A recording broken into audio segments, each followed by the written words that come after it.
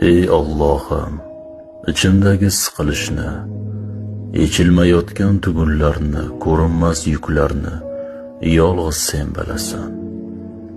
Ismingni zikr etganim sari qalbimga xotirjamlik ber.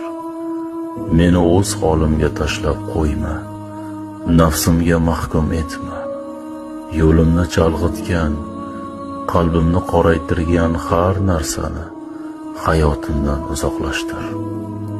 Kuchimni kamaytiradigan har narsani, ichimdagi qo'rquvlarimni izning bilan yo'q qil.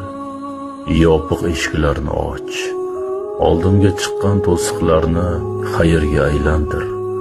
Rizqimni halol, qalbimni xotirjam, umrimni barakatli qil.